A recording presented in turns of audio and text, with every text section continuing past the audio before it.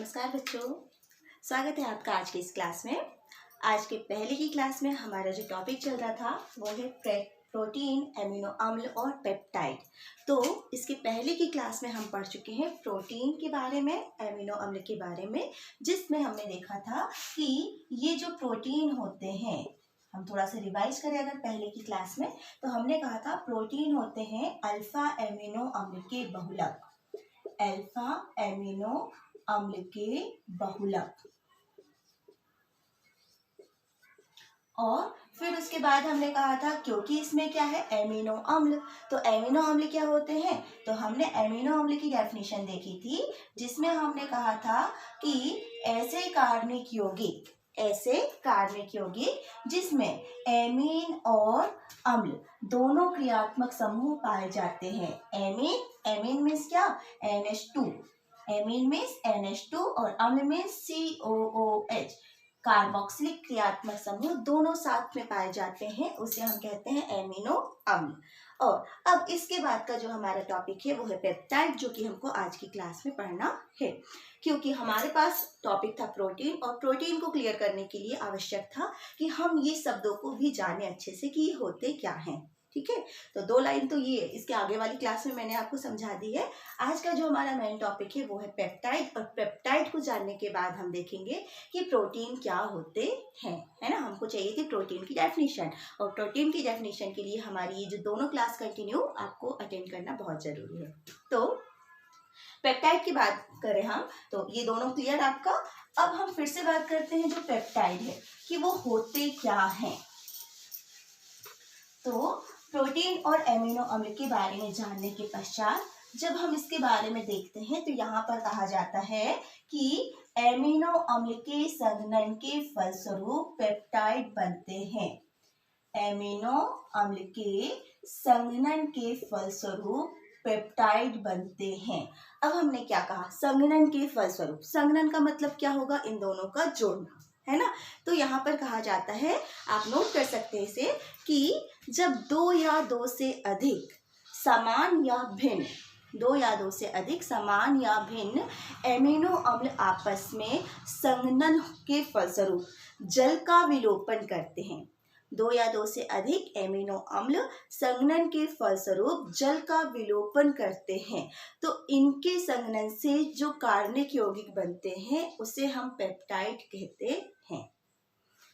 ठीक है, अब मैंने बात की यहाँ पे संघनन, मतलब एक प्रकार से क्या हो रहा है, 2 एमिनो अम्लों का योग हो रहा है, और इस योग में क्या निकल रहा है, H2O का विलोपन हो रहा है।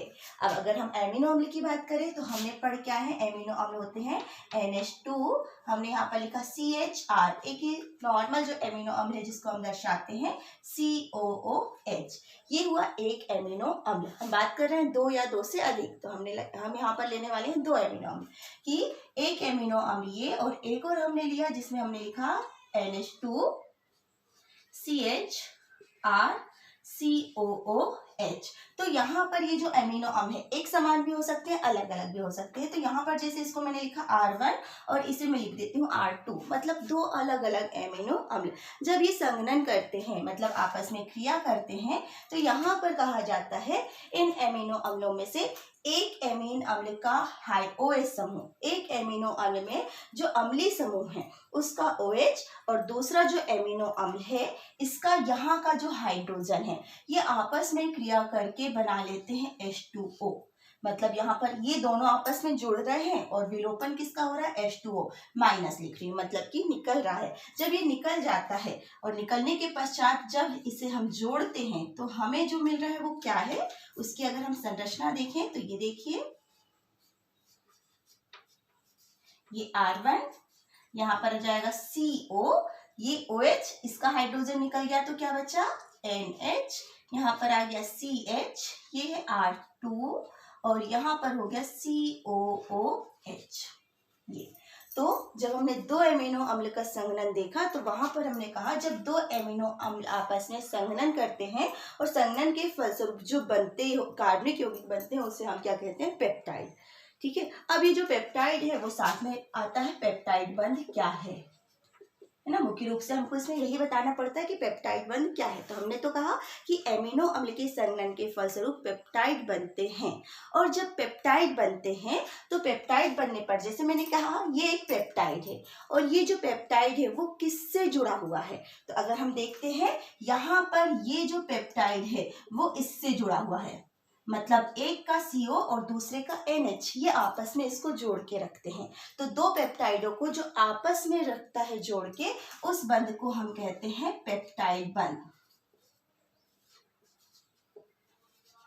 पेप्टाइड बंध।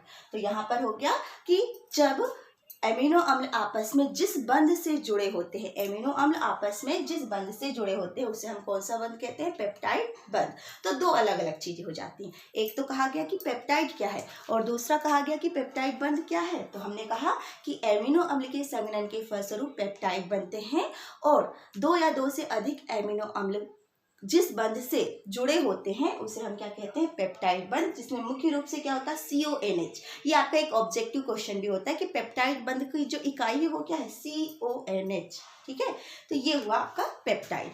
अब पेप्टाइड से जब क्वेश्चन आते हैं तो इसके प्रकार पूछे जाते हैं कि वास्तव में पेप्टाइड क्या है, तो आपको पूरा लिखना पड़ता है। तो यहाँ पर हम क्या क्या लिख सकते हैं, तो हम लिख सकते हैं ये जो पेप्टाइड है वो डाइपेप्टाइड हो सकते हैं,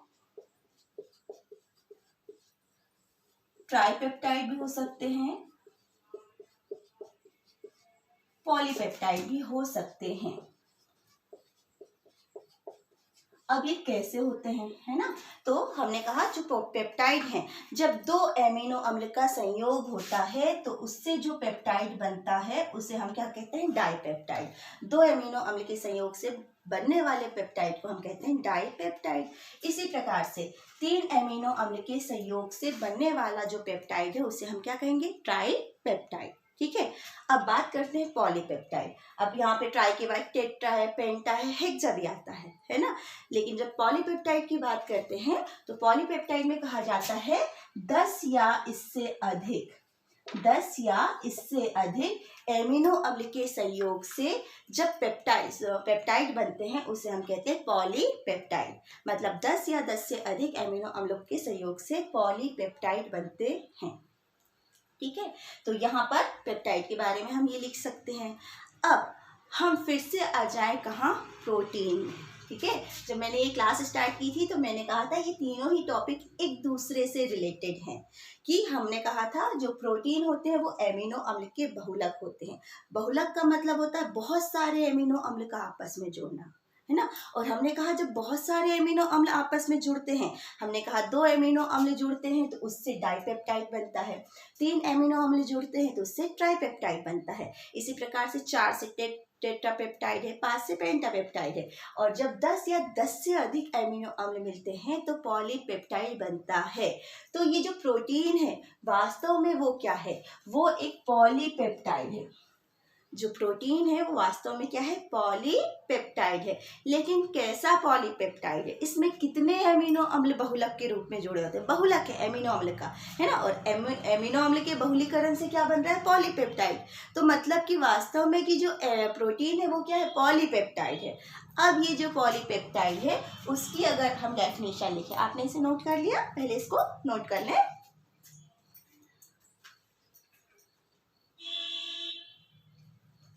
तो पॉलीपेप्टाइड के साथ हम लिखेंगे प्रोटीन की डेफिनेशन, जिसमें आप लिखिए ऐसा पॉलीपेप्टाइड। हमारी बात हुई थी प्रोटीन की डेफिनेशन की, लिखेंगे ऐसा पॉलीपेप्टाइड, प्रोटीन की परिभाषा, ऐसा पॉलीपेप्टाइड जिसमें एमिनो अम्ल की संख्या 100 से अधिक होती है, 100 से अधिक होती है, और जिसका आणविक द्रव्यमान 10,000 से अधिक होता है, उसे हम प्रोटीन कहते हैं।